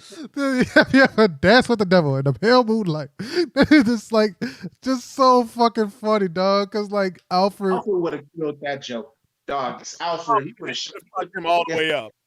If Alfred was in the alley with them, they would Alfred always be carrying. I've learned that in these. Like Alfred is the one who ready with the gun, all the shotgun. Like, shh, what you want, sir? Just ready to start busting. Like that was a joy to watch. That Alfred fight was a joy to watch. All right, let's go further up to the beginning, bro. So, all right, so we have a movie. It starts off with actually Kate Kane coming out to actually stop a bunch of what she calls C-list villains. And then Batman goes to actually help her. She gets folded. She gets folded too. And Batman does have to come and save her ass. And so she thought that she could handle it. The whole argument was that Batman was given is that if you use a gun, you're no different than them. And I thought this was kind of funny because of the fact that every character that leaves the Bat family, have you ever noticed that they always go to guns? They go to lethal fucking uses of weapons. F this nonsense. I'm trying to stop people. Let me get some stopping power. Yeah. It only makes sense. It stay right as an American history. Damn it. That Second Amendment there is just to protect the First Amendment, god dang it. Like James Chappelle said, everybody has a First Amendment right. The second one is if shit gets crazy, dog. It just gets, if the first one doesn't work right. I'm glad you brought up Kate Kane history with the beginning. And I want to compare this to a movie that I think is horrid, the animated adaptation of The Killing Joke. Yes. This movie, okay, cool. I think, is a good way of showing the inexperience of Kate while not making her look like a complete moron. Yeah, I think Kate makes mistakes and she grows, and I think overall she is a interesting character in this film. But again, and it's not even Batman. He's like he does the whole, you use guns, you're just as bad as them thing. But whereas in that movie where it was frustrating that the movie was trying to frame Batman, who's Batman, as somehow in the wrong or underestimated backer or whatever, the bitch just started. In this movie, it's kind of established that Kate is competent, but she has some gaps in her skill, and Batman is kind of pointing that out. Like, it's not outlandish. It's not being like, oh, man's better than woman. It's like, nah, bitch, I've been in the trenches for a while. That's I She will was about agree to with be that. calling Bruce Daddy by the end of the movie, though. Yeah. After how he flexed on the Ariel one, I wanted him to go toe to toe with her for a little bit. See what she got. Yeah, Who knows because how that fight would have gone, but that was really the one thing I was missing out of that film. Other than that, I thought it was a great Batman story. so I'm going to say for me, if it wasn't for those small little fun tidbits, this would definitely be a slumper for me. So I think that this is definitely a B movie. It's not bad. It definitely hits in some like particular parts. I told JT while we was doing a watch along is that like I felt like I was not happy with the situation with the cloning. I felt like the cloning situation we haven't really had a long relationship with this Damian Wayne, and also there's like 8 fucking Robins. I just don't think that we have enough of a relationship with this one, let alone Dick Grayson, Jason Todd, as well as also what was the female? Huh? Tim Drake. Tim Drake. There's a female one I'll as well. say this. Like 4 days. She don't count. Yeah. Yeah, but the thing is that just as a quick aside, in this universe, Dick's been the only Robin. Okay, got Been you. the only Tim. There's no Jason. There's no Tim. It's just him, then Damian in this universe, and also Okay. the whole clone thing. It's based on like New 52 era stuff where Damian did it. Like that's an actual point from the comics. So, and it wasn't popular in the comic. So just people didn't like it in the comics. I thought But- the cloning twist was a bit more original than cloning Bruce. I really Yeah. did. Fair. That's But typical. I would have rather them do something like they did with Gotham, where they made a character like that's what Gotham did. They had Azrael. They had a person that basically had they had amnesia, and they thought that they were supposed to be like this savior for this particular group. You could have did the same thing. I mean, you would have still had the same kind of storyline as the clone for Damien. I have no soul, but yet and still, like I have something that makes me want to protect these people at the same time. You know, you could have had something like that. I just feel like that's a misuse of a character, or use I thought that's a wasted time that you could have used for IP. And then you mean for them to get rid of Heretic so quick, we only had 2 real scenes of action from Heretic. Bitch. Huh? You went out like a Bitch, I'm telling you, dog. She popped him in the head, giving a hug to his mama. That's all he wanted to do was hug his mama, and she the one that took him. So Heretic I do just kind of as another positive and this is specific to this line of movies. I'm not the biggest fan of the whole experiment that they tried. Mhm. There are some gems in here, like legit gems. Justice League Dark is one of them, for example. But I much prefer how they made the movies before Flashpoint Paradox. Like the movies before then, they would adapt a specific story and kind of like Under the Red Hood. It's and before do that exactly, and bring the comic book to life. Instead, they kind of they mix a lot of like with these stories, they center it on something that's familiar and mix it all up. And so that's a weak point of these series of movies. But as a positive, I like Talia. Talia al Ghul is much better in this movie than she is in Son of Batman. Yeah, I agree.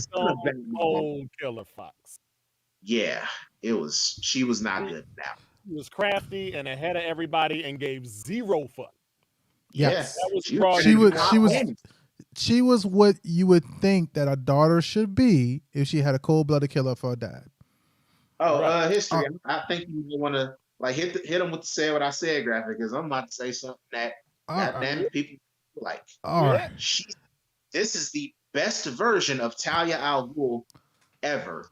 I'm talking about, with the exception of Batman the Animated Series and comic stuff, obviously. But as far as a movie or anything like that, this is the best version of Talia that we've gotten. And in fact, fuck it, I'm gonna even say it's a bit better than Batman the Animated Series because of the level of cunning and villainry that she gets in. She's better than Baby Girl from Inception, who was Talia in Dark Knight Rises. And I think she's better than Talia in Batman the Animated Series. This Talia, yeah, you buy that she's bought into every idea of her father and would pull some shit like this off. Like she was plans for her plans, like she was real Machiavellian with how she was going about it. And I think that you kind of need that. In Son of Batman, she was weird, and that movie ends kind of awkwardly too with how with just it seems like it's all sunny and happy, and it's just like this is a okay, so yeah, this is a weird way No, to talk your end this. shit, homie. Because it did. It felt like it ended fucking all of a sudden. It felt Yeah, like it Son ended. of Batman, not this. That's the difference. Son of Batman, awkward ending. I think I remember saying about that movie, like the last 15 minutes felt like they ran out of budget. And they just had to close up shop. Like, all right, Yeah. y'all. Let me just talk a little shit about Son of Batman. Because they fucked up Deathstroke. Showing up. He is the worst Deathstroke. Oh, man. Perlman had to be sitting back like y'all couldn't have called me up. But then, to the credit of this universe, they make it up in the Teen Titans movie, Teen Titans Judas Effect, because that dude is fantastic as Deathstroke in that movie. But and Jesus Christ. What was the Deathstroke redemption film? Gods and Dragons or something? Gods and Dragons. Yeah, that shit was hard too. Yeah. And I will. Son of Batman, Deathstroke is so. Quick question, real fast. Do you feel Deathstroke? That was left stroke. Yeah. Quick question, real fast. Do you feel like this Talia al Ghul, the reason why she was good is because of the fact that she didn't have a Nissa al Ghul? Because I felt like she was a mixture of both. Nissa was always the one that doubled down on what her dad wanted to do, whereas Talia al Ghul was kind of like maybe walked the fence a little bit. I think, like Jamel was saying, they mix in a bunch of stuff. So you also get some characters mixed together, and essentially all the Al Ghuls were distilled into this Talia. Yeah. Which honestly is why she hit so hard. Is because we didn't talk about we had Raish, we didn't talk about him. He was mentioned once as your granddad. That's it. He was shitting Son of Batman too. God damn. That movie fucked up Deathstroke and Ra's al Ghul. God damn, Son of Batman. No need to revisit it. Yeah. It's you bring that point, JT. Like that's a good point. I think and the problem with mixing these things is what you're saying is I don't think that the comic book storylines are good enough on their own. I agree. You don't think, and it's not even like you can do better. You're pulling this shit out of your butt by giving nods to 7 different storylines or whatever, but you're not doing any of them their justice. You could make 7 movies on these storylines. Instead, you try to boil them all down and give us this maple syrup ass Batman experience. So I like any time that they stop. Like Batwing, we should have had a whole Batwing movie. You know what I'm saying? Why is he not a brother Iron Man? Bruh. You know what I'm saying? We need to have a whole movie on just Batwoman. We could have a whole movie on Nightwing trying to be Batman. But they crammed all this shit into the film because they didn't think any one of those characters that was valuable enough to just dive into and ride with for a full-length film. What JT, how did I describe Batwing? Do you remember? Iron Man. It was DC's answer to Iron Man. I kept saying it. Argue with that too hard. All he was missing was the big glowing thing in his chest. Oh wait, he had one. It was a bat symbol. He had one. Dog. Yes. Like, dog, if you could just not. What if the bat thing was just the way that the armor fit together? Yeah. It looks kind of like a bat. Yeah, I guess it does. Yeah. Maybe just a wing. Batwing. You know, like something dumb like that. But no, he just shows up. I'm Batwing. The name of your plane. So The That name was of a your weak plane, pick. the name of your plane, and the name of you and your surrogate son's name meant together. So I felt, and I Like, told that was one of the things I told JT. I think this joke is such a joke about how fucking Batman and Robin fucked. Like that's what this movie was for a few minutes. KK, he because Dick Grayson goes up to KK and says, "Well, I always had a crush on you." She said, "Well, that's funny because I always thought you had a thing for Wayne." And that was like a fucking whole joke. And then you got your boy Batwing, which is Batman and Nightwing named together. If Batman and Nightwing had a baby, who would they be? Batwing. So I can't argue with that. Besides the melanin, yeah, but besides the melanin, fun it's that fact. it's well they gay, they can't have kids.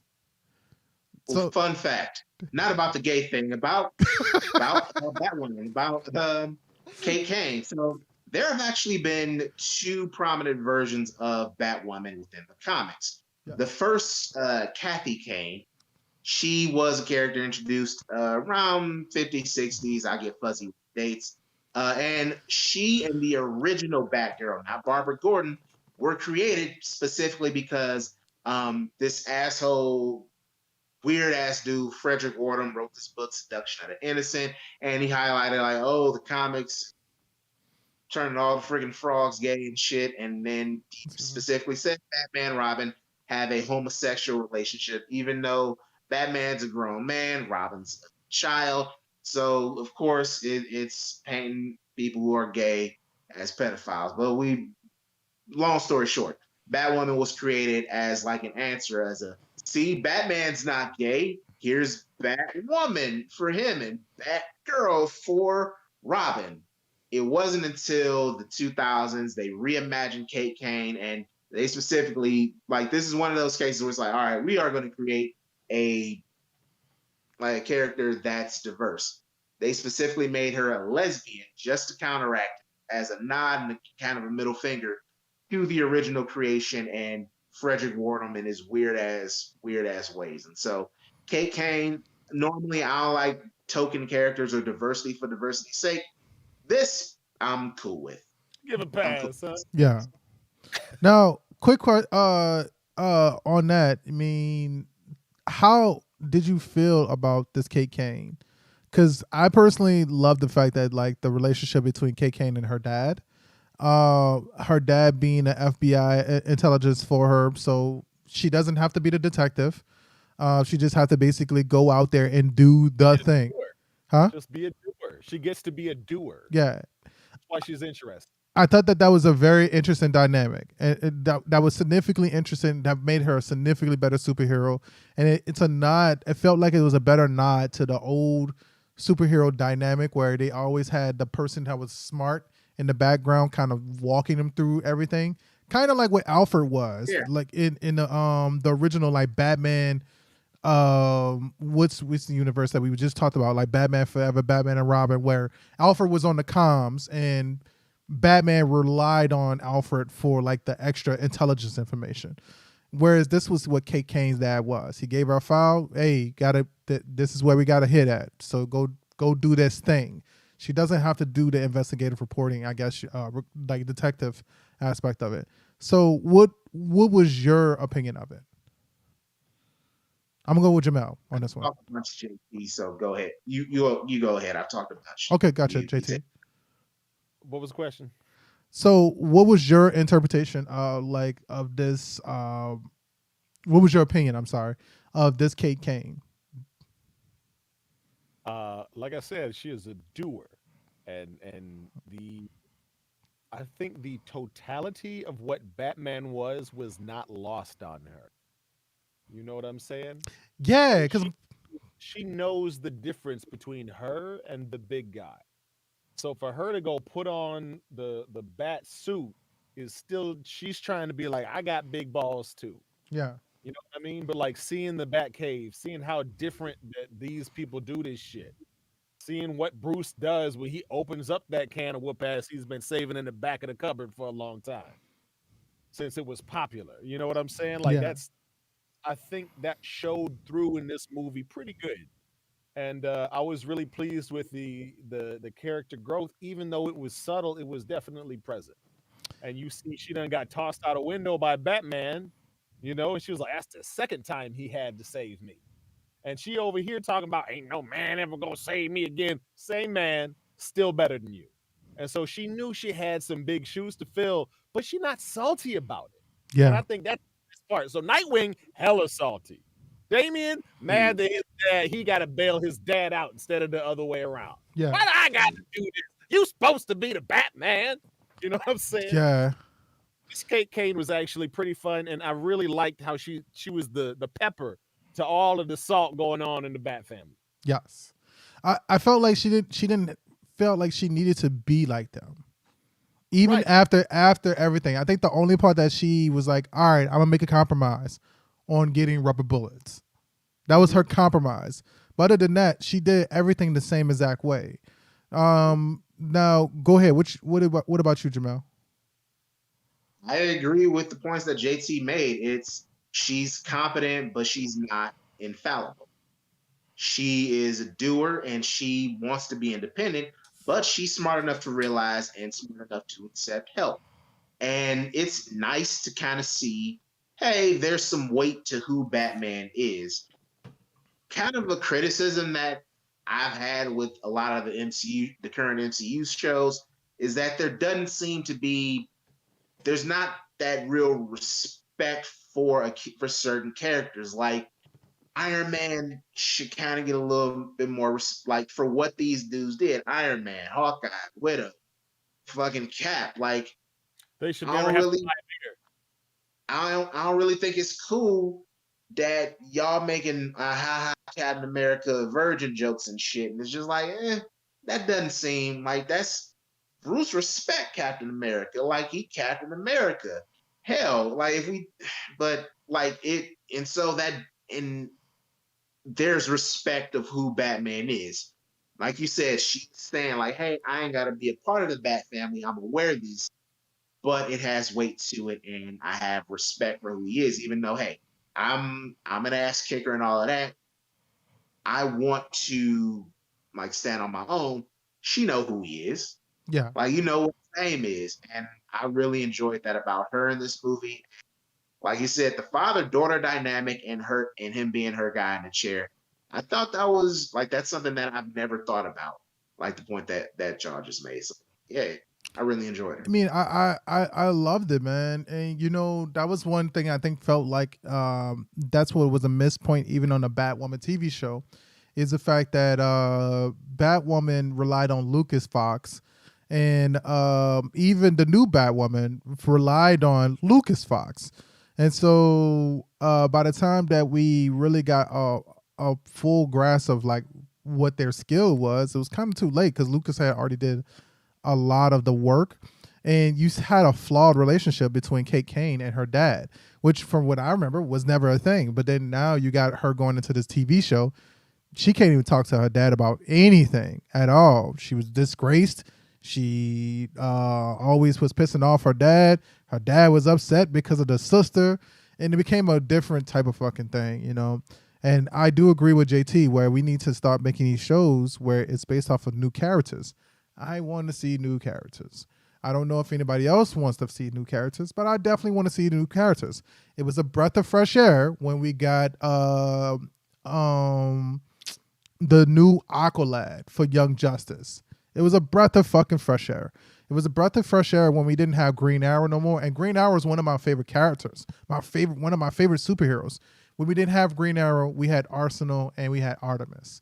So it felt like a breath of fresh air. It felt pretty cool being able to see those new characters. And but going into that, we also had a downfall. We had Lucas Fox. I felt like Lucas Fox was actually a stain on it. It kind of made it stale. The relationship with Lucas Fox as well as also the Bat family. What do y'all think? With Lucius and Luke Fox. Yes. I think the role now it's always one of those things where it's like it's an animated feature and it's direct to video. So how much budget they're gonna put into it, or time, or effort, or anything. And this movie is pretty long. It's an hour and 46 minutes, but at the same time, if we're talking about how to improve it, I think giving us a little bit more of Lucius Fox and maybe doing a better job of establishing the father-son relationship with Luke, because they kind of shove it in kind of clumsily. And it's just like, oh, I never thought that it would lead you to Iraq. And it's just like, y'all could have got there in a better way and explained it in a better way. And I think you then compare it to Kate Kane and her dad, and like I never noticed that he was like FBI or anything like that, but we aren't like spoon-fed everything and every detail about her, and it's handled in a smoother way. And so, yeah, the Lucius Fox usage in this movie was not the best, was not good. We don't have any reason to doubt that Lucius Fox is a good man who loves his family. Yes. We have no reason to doubt that. But we also don't get to assume that based off of what the movie did. All it shows is that, oh, Lucius is willing to spend time with his kid. That's it. We don't get the nice, oh, let's have breakfast, or oh, let's go out to eat and talk, and oh, let's hang out, and I'll just come over and bring you some groceries, son. We don't get none of that from the brothers. I just want to point out that contrast, because Batwing was supposed to be almost as integral to the story, because they would not have won that fight at the monastery or the nunnery, or whatever you call it. What's the nun hatchery called again? A farm, or I don't know, a convent. What's it's called? But that shit, like, there was no way they would have won that with two flying dudes without Batwing. And so he was pivotal to the success of the mission with his flying self. Yes. You know what I'm saying? And really, to see the contrast and how they dealt with him. I know the movie was more about Batwoman because she started the film, but at the end of the day, you see how they treat the brothers in there. That's all I'm saying. Cool. With that, do you feel like this movie would have been better if they would have just focused only on Batwoman trying to save Batman and Robin? Yes. But like Jamel said, they throw in a whole bunch of different things in there. And really, when they group up villains like they did, they had Tusk, they had Blockbuster, they had the Mad Hatter, and they had the Clock King / Calculator, depending on who you AKA the toy maker. God damn, that nigga. Oh, never. Go ahead. And the Heretics. So that's like 6-7 MFs. You know what I'm saying? And that's the opposition. And what you do when you got that gang is you basically say not one of these MFs is bad enough to cause this much damage alone. And villains are generally assholes. They in it for themselves. So they don't work good together. You got to look for the subterfuge. We know Tetch was getting basically railroaded into doing what he was doing. He was forced into the shit. But there was no happy ending for him. He didn't get to go back to Arkham and go have a good night's sleep. He got his head exploded. I'm about to say, wait. We was about to say that, bro. He went night. He rested his head easy somewhere else, though. And he rested his head over there. Go ahead. What you was going to say? I'm glad you brought up. No, I'm glad you highlighted the villains. Like, I like the villains. I like it when in either DC or Marvel they do kind of scrape from the bottom of the barrel, from the C/D list for villains sometimes, because a lot of times you'll get some interesting things, and I think you get that in a lot of good interpretations of the Suicide Squad or Thunderbolts, or I can't think of the name of the series, but there's a Spider-Man series where it just kind of focuses on his lesser villains, and like Shocker is the high point of that. And so I think it's always fun when DC or Marvel dig from the bottom of the barrel for villains. And I like the set of jabronis they got for this. Killer Moth, Firefly, fucking Tusk, the Electrocutioner. The Electrocutioner, if you play Batman Arkham Origins, you know this dude is top shelf, or I should say bottom shelf, bottom guy, side man material. He is the Otis of it. he gets one punch by Bruce in that, and they brought him in this movie, and I got a smile on my face. It was a delight. Then we recently talked about Batman Under the Red Hood. Who got made to look like a bitch in this movie? Heretic ass, man. Heretic ass look like a No. straight He was also in Batman Under the Red Hood. Firefly. Black Mask. Black Mask. Oh, Black Mask. In this movie. Bruh, Black Mask got fucking folded. He got He wasn't burnt. long, I tell you what. Mm-hmm. Nope. But see, that's why I think that they recently been making Black Mask look like trash, bro. Black Mask could be such a fucking top tier like villain. And you know the sad thing is Black Mask is not too far different from Two-Face. But yet it's still we have go ahead. I think that when you have so many characters, so many villains, let me be clear, and also heroes, you fail to highlight what makes every single one of these MFs a problem. You get them doing their one little power. Yay. But no, like somebody who has been using their power. Mind control is the Mad Hatter's thing. Freaking mind control. Mm-hmm. And all they did was try to get him to make an insta-cult at a World Leaders Summit. That was it. He didn't do shit else in that film. He was there to just be another character with a name that you know.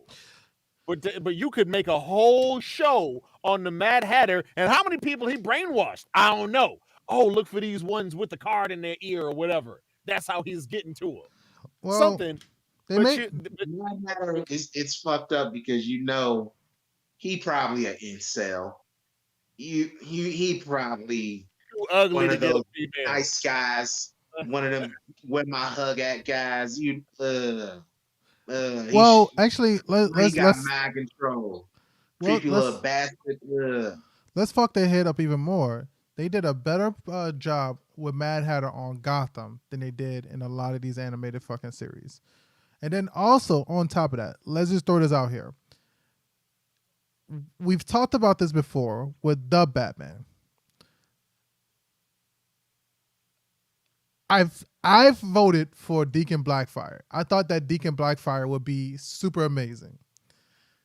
After looking at Mad Hatter come out, Mad Hatter would have been a better villain than the Riddler in this movie as well. Do you agree or disagree? You mean the Batman we got this year? Yeah, with Robert Pattinson. I mean, honestly, it would have made more sense because you could just explain people doing the dumb shit. But like what they tried to make it all pseudo political and be like, oh, he's got a fringe group of 500 guys. He's got Proud Boys. Right. But like they didn't even actually draw any comparisons to real life. And so it was really just some cliche, soundbite. They didn't really draw nothing of it. But yeah, if they would have had the Mad Hatter is making motherfuckers go blow up Gotham, yes, that's a very convincing storyline because that's what the Mad Hatter does. Yeah. These people over here, and to no fault of their own, they are not in their right mind. They are trying to kill you. What do you do, Bruce? What do you do, Batman? That is an absolute testament to what kind of a hero you're going to be when you got to deal with that situation. But no, now we got a whole bunch of fanatics. Oh, well, nobody cares what happens to them. They don't matter because they're the bad guy. But how about the people that ain't bad doing bad things when they're not in control? That's a real conundrum. That's for a superhero to figure out. Yeah. I would even throw it out there, man. You could have, and we've said this with Deacon Blackfire, is the fact that we had January 6th being a great example of groupthink at its 1000th degree. And having the people just be like, well, I am kind of like what you said, JT. I am just only here to kind of support in this particular small piece, but now I don't force myself in a situation where I have to do something that I don't want to do because I am part of this particular group. So I think that that's just you could have went full Fight Club with this shit, with him and his leadership. You know what I mean? In a weird ass way. I just don't see how the Riddler would have done that. It just didn't make no sense for that. And I'm not trying to take away from Bad Blood, but I think that that's where we was again saying that the IP was just not used the correct way with these characters. Now Jamel, you and JT talked about this movie and y'all suggested this movie. We're at this time now where we have to basically rate this movie. Now I already spoiled my rating. Now if you do not know what our rating system is, it is a basic rating off of 5 different things. If you wanted to just say, hey, we got 5 categories and there's 2 numbers in each category. We have a winner, which is a 10 and 9, and then a 8 and 7 is Edger. Slumper is a 7 and 6. 6 and 5, and then a 5 and 4 would be 4 and 3 would be a sleeper, and a dumpster will be a 2 and 1. With that, what say you? What would you give this rating? Huh? Nah, you've already given it, but go ahead and give the people your rating again. All right. I gave it a slumper, man. I felt like there was what made it a slumper instead of like a sleeper for me was the fact that you had moments like Alfred. You had moments where Bat Dad started whooping everybody's ass and fucking feeding everybody. Those scenes made it work for me. No, that's not why it's a slumper for you. Why? That's not why. It's a slumper because nobody joined the live stream because the audio was muted halfway through the movie. Oh, damn. Oh, well, that's not even. Oh, damn, you gonna just call me out on my fucking flaw like that. But I did watch the whole movie, dog. When y'all join Patreon, when you join our Patreon, you get access to fun things like watch along. Yeah. So History actually pulled up HBO and we watch the movie. We talk about the movie live as the show happens. It's very fun, but it's only for our Patreon. Yeah. Yes, sir. But which by the way, I did put a link up for our Spotify, and if you want to join our Discord is right here. We're gonna put that link up there. Oh wait, invite. Come on, man. Do it right. You got this, History. So boom, create invite. And so he thinks it's a slumper. I think it's a slumper. Right. I think that it's completely a slumper. What say you? I think that's the edger. I absolutely like the dynamic. I like the rogues gallery, even though I really thought that you needed to take your time on them and explain why everybody's dangerous. And I really like the Bat family and all how they crew got bigger and stuff. And when you just roll up Bat deep, that was dope. That was pretty dope to me. So when they show up, they're like 5 of these mugs. Like, what you gonna do? But they got it done. So just watching all of that, the scene at the convent that was fabulous. I thought them nuns going ham with them giant machine guns. History was like, you got this 110-pound nun over here, Bruh, firing his brand or whatever. She was shooting a Bravo LMG gun, dog. That motherfucker weighs mounted to a vehicle. Wasn't mounted to a vehicle at all, bro. She was just holding that bitch, dog. And the weight alone probably her rounds was like about 100 pounds.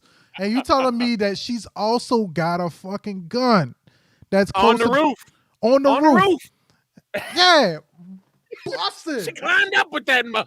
And it wasn't just so that's where your suspension of disbelief. That's where it went out. You was cool with the heretic, but you was just like, no, that bitch too small to be having that gun. I was in the army. I know. G.I. Joe.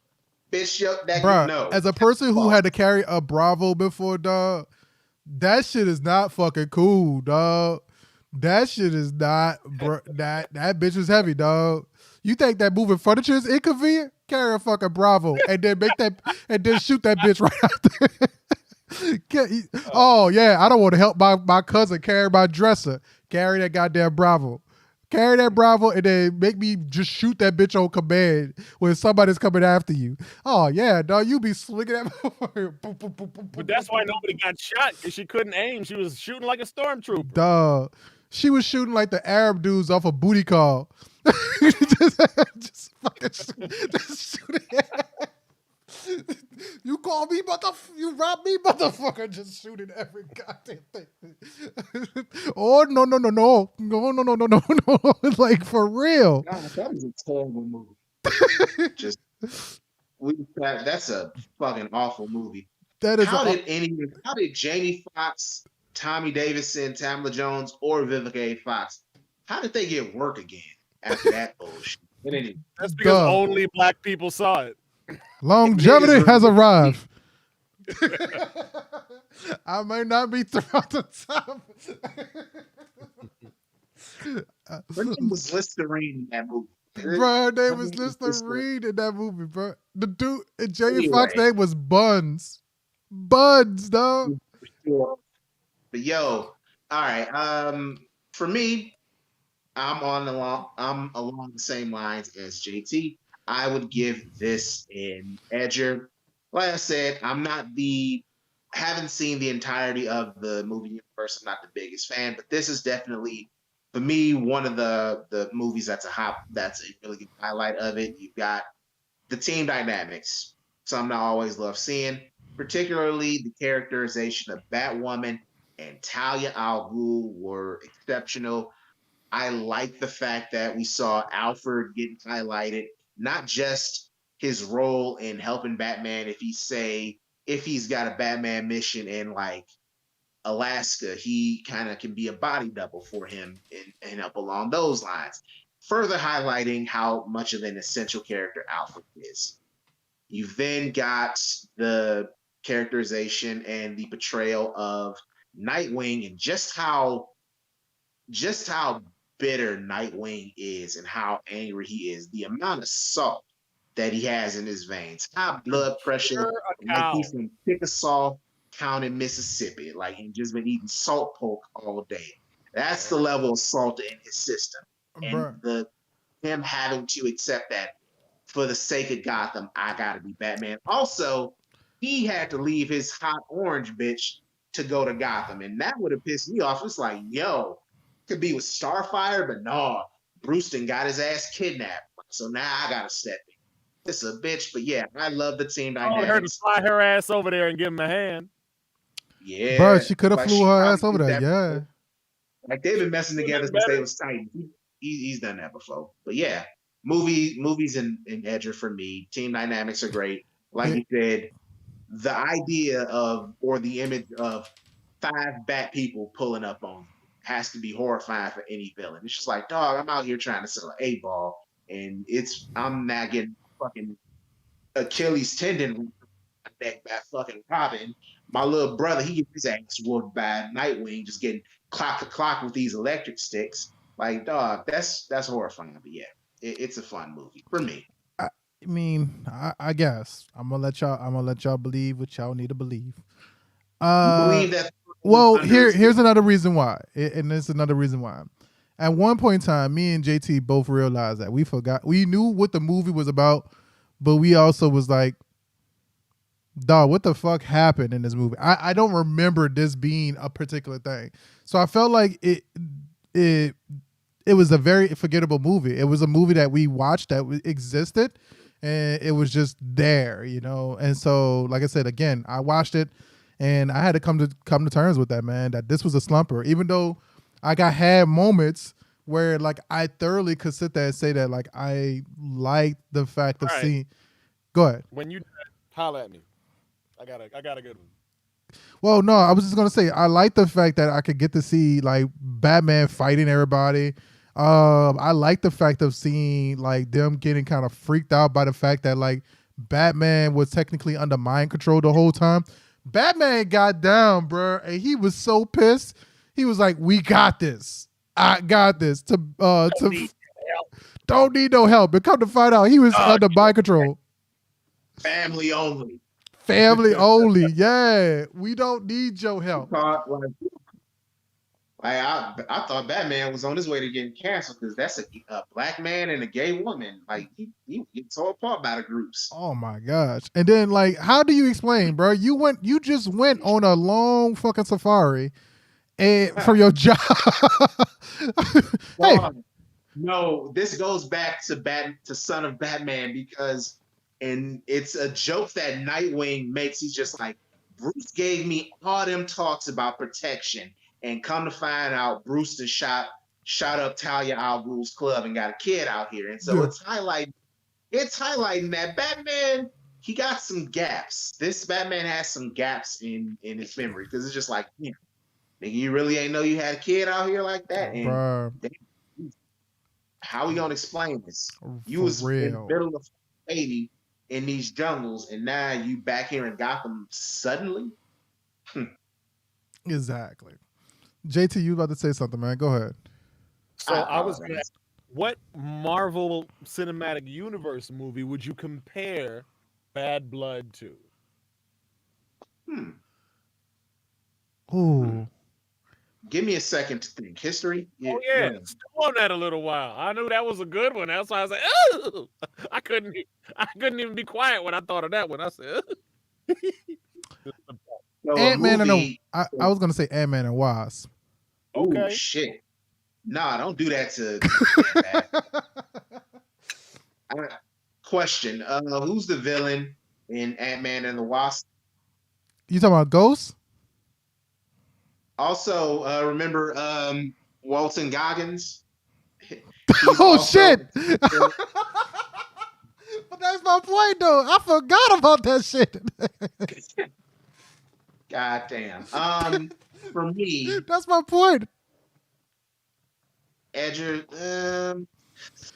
I would say this is comparable to. Okay, I'm not gonna go. I'm gonna compare it kind of to Doctor Strange, where there's stuff in the movie that I enjoy. It has a clever ending, not like it, but there's just something like it doesn't kick into a next gear. So for me, Doctor Strange in the MCU is an edger, but a low one, and this is a low edger for Batman animated features and outlets. Which Doctor Strange? Because I want to say that we said Multiverse of Madness was the edger, and then the original Doctor Strange was a slumper, though, from what I remember. Doctor Strange 2. Okay, so I'm about to say Multiverse of Madness, it would make sense. No, if you're talking about Spider-Man No Way Home, that was Doctor Strange 2. So it would be Doctor Strange 3, Multiverse of Madness. You know, the movie Doctor Strange. He's talking about Doctor Strange. Doctor Strange Bob. Doctor Strange in the Multiverse of Madness. The movie where Reed Richards, the smartest man in the world, gave away the biggest threat's weakness and then got turned into Linguini. Duh. But yeah, it's an edger. This one's an edger. But I'm not frustrated with this one, because again, the team dynamics and stuff, and Doctor Strange upsets me in a way that it angers me. It definitely does. I agree that. I would say, yeah. Also, I would say, go ahead. No, I was gonna say, and as far as the other movies in this line, the animated universe line, this one's like I said, it's been a high point. Mm-hmm. It's a high point of this particular line of DC animated film. Yeah. So I this one definitely didn't have me belligerent and talking at that wild shit. Like watching this. I wasn't bad about this one as much. Oh, Aaron. Bro, I was so solid sentences. Dog, I was so fucking like just drunk mad. I was drunk off of fury. Just have you ever wasted so much time from Batman before? God no, the long Halloween sucks, y'all. And you know what? The fact I thought that I could not get any worse than The Batman. But then all of a sudden I watched The Long Halloween and I realized I have truly suffered. Batman. I've truly have suffered. Dog. I told y'all you should watch Batman. I've been saying that this whole time. Like we should. We gotta say that. We gotta say that for November or something like that, man. All right, with that, man. Since he's already on here, JT, what movie are we gonna do next week, man? I mean, I thought that was Shirokaze's call. No, Shirokaze is the week after you. This was my week. This is your week. Oh, okay, gotcha. So I'll do Shirakazi then. Okay, cool. Yeah, because I had already watched it. I won't. I was like, we're gonna talk about this, so I gotta watch something else. So I want to do whatever is gonna be horror or Halloween. So if Shirakazi doesn't give me anything, then go from there. But make sure to ask. I would definitely ask, man. To respect their cashing in of the sloth token. Yes. Now, Jamel, where can people find you, bro? Well, people can find me on YouTube at Eastside Reviews. Also on TikTok at Eastside Reviews. And follow me on Instagram and Twitter at Jamel727. And of course, every Thursday here for Historical Voices from the East Side. Awesome sauce, man. JT, where people can find you? Check the watermark, y'all. It's right there. Okay. It's very tiny. Look, Instagram is at JT's_voice. Twitter here is at Reality Crash X. Because sometimes if you don't let reality check you, it'll crash into you to make it. Fair enough, man. All right, Forgot to mention, follow us on and follow the show on Instagram at HVFE Podcast. That's our username. That's our Instagram page, and we are also on Facebook. Just search for Historical Voices from the East Side. Yes, and we're gonna get it. We're gonna get it working by next week. The goal is to have it working by next week. This was a first shot. Next week should have it working with Facebook as well. With that, man, this was a pretty good YouTube one, and we're gonna keep it going from there. All right. Before we move along, we always end the night with one thing, which is the actual voice of reason. And that's when JT give us something to kind of just chew on, just to kind of muddle on for a little bit of time before we decide to actually, pursue the rest of our week. So JT, what's the voice of reason, man? Look, y'all. Oh, there's certain times. 1 second, real fast. Let me get myself out of the way. Boom. And then boom. Go ahead. Finish your shit, man. Look, y'all. There are certain times you will run into some opposition, some friction, some obstacle of some sort. May not be directly against you, or it may. But ultimately, you need to make sure that you can stand your ground. When you know who you are, when you know what you're doing, you can tell somebody and communicate to them your direction. And if you have a disagreement with this person, this individual, this company, and you tell them, look, well, what I know is this is where I'm going. How can you help me get there? When you tell them, look, this situation as it stands, it cannot stay the same. We must change. When you bring your own way forward and you say, look, this is how I see progress. And then you sit back and you listen. That rebuttal that you're going to get shows you how much you're valued. Does this make sense? Are you hearing me? When you have a problem with somebody, and you come up and you say, look, how things are, they cannot stay the same. And here is what I would like to see happen. And here is what I can do to make sure that progress is made. You have covered all of your bases. And when you do this and you talk to people and you do it from a place of love, you cannot be found at fault if you did it with love in your heart. So make sure that if you have opposition, you are looking for a way forward instead of a simple way for the opposition to go away. If you can turn an enemy to a friend, do you know how powerful that is? So let's all look for ways to do that. Let's all look for ways to take our opposition over this next week and turn it to our side, to our advantage. And the best way you can do that is by saying, look, here's where I'm trying to go. Won't you come with me? So let's see where we can get people to go with us, y'all, this next week. But some of it's going to be standing up for yourself, and some of it's going to be you putting up barriers where you needed to have them. So let's go build some healthy boundaries, and let's go encourage people to make progress with us.